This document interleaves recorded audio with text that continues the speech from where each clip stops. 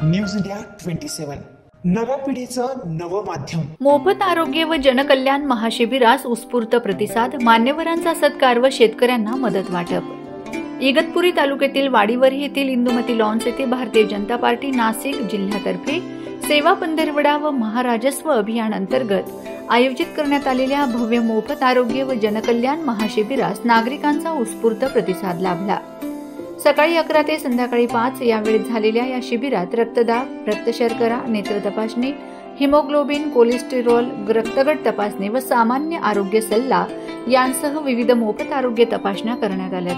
त्याचप्रमाणे भूमी अभिलेख, ration card, कृषी योजना, समाज कल्याण, ग्रामविकास व रोजगार हमी योजना अशा शासकीय सेवांचे स्टॉल्स नागरिकांच्या सेवेसाठी उपलब्ध करून देण्यात आले। या विशेष उपक्रमाअंतर्गत एक झाड राष्ट्र के नाम या संकल्पनेतून प्रत्येक उपस्थित नागरिकांना मोफत झाडांचे वाटप करण्यात आले। त्याचप्रमाणे आलेल्या मान्यवरांचा सत्कार करण्यात आला। तसेच ग्रस्त शेतकऱ्यांना विविध प्रकारच्या मदतीचे वाटप करून सामाजिक बांधिलकीची जपणूक केली गेली।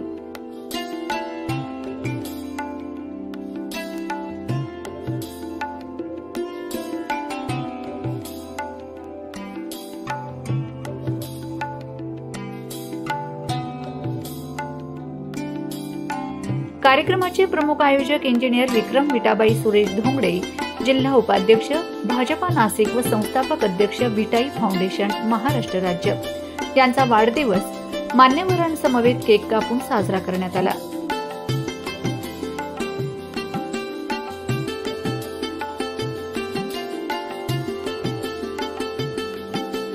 याप्रसंगी व्यासपीठावर जिल्हाध्यक्ष सुनील बच्छाव, डॉक्टर V.S. माळी, रामदास मडके, धनंजय लचके, संजय भास्कर, किशोर दळवी, अनिल चौधरी, रामदास मनोहर, सीमाताई झोले, ज्ञानेश्वर कातोरे, महेश श्रीमाळ आदी मान्यवरांसह परिसरातील नागरिक, महिला मोठ्या संख्येने उपस्थित होते।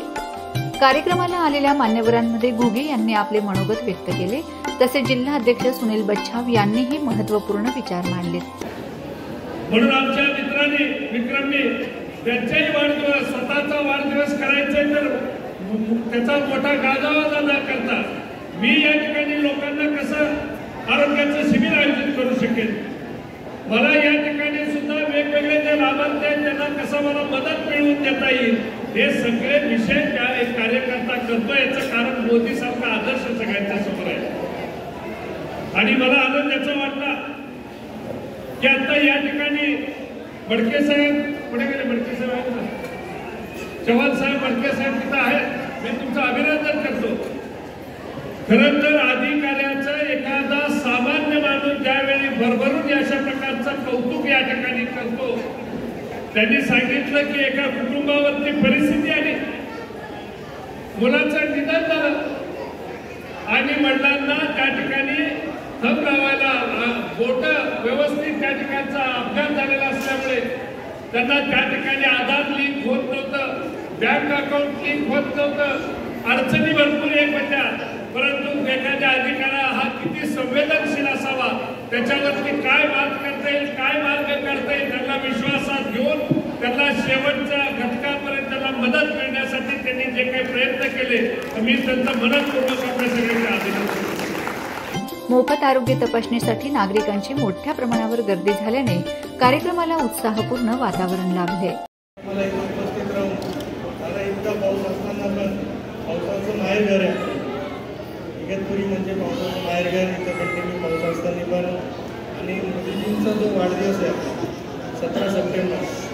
17 सप्टेंबर ते 2 ऑक्टोबर जो सेवा पंधरवडा आपल्याला जो कार्यक्रम सगळा आपल्याला दिलेला आहे, त्या कार्यक्रमाच्या अनुषंगाने आपल्याला भरपूर उपक्रम दिलेले आहेत का ज्या ज्या ठिकाणी तुम्हाला जे योग्य असेल, गरीब लोकांपर्यंत, जे दुर्लभ आहेत त्यांच्यापर्यंत, सर्वांपर्यंत आपल्याला सगळ्या छोट्या मोठ्या गोष्टी त्यांच्या आरोग्याच्या असेल, त्यांच्या जमिनीच्या असेल किंवा त्यांच्या शेतकरी कार्ड असेल, तर या सर्व ज्या छोट्या गोष्टी यांना तहसीलला जाणं, त्यांच्या बाकीच्या गोष्टींमध्ये त्रास होणं, तर दादा इथे आपण जवळपास 15-20 गावं म्हटल्यापेक्षा 25-30 गावांना आपण एका रूटमध्ये आणून इथं त्यांना आपण सगळी सोय उपलब्ध करून दिलेली आहे।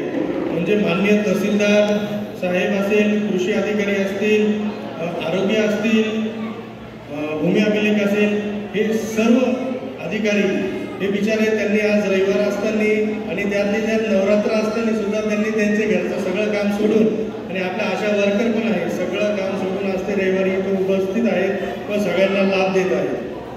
त्यांचे सर्वांचे मी मनापासून आभार मानतो. पण सर्वप्रथम मला असं म्हणणं आहे की माझ्या आदरणीय पंतप्रधान मोदीजींच्या वाढदिवसानिमित्त त्यांनी जे सांगितलेलं आहे की माझा वाढदिवस असा गाजावाजात न होता सर्वसाधारण जनतेपर्यंत सगळ्यात जास्त सुविधा कशा पोहोचतील आणि त्या सर्वांना कसा लाभ मिळेल या अनुषंगाने हे सगळं ठेवलेलं आहे. त्याकरता सर्वांनी इथं उपस्थित राहून सगळ्यांचे आपल्या शिबिराचे लाभ घ्यावे व मोदीजींना भरभरून आशीर्वाद द्यावे हीच विनंती करतो आणि सगळ्यांचे आभार मानतो. धन्यवाद.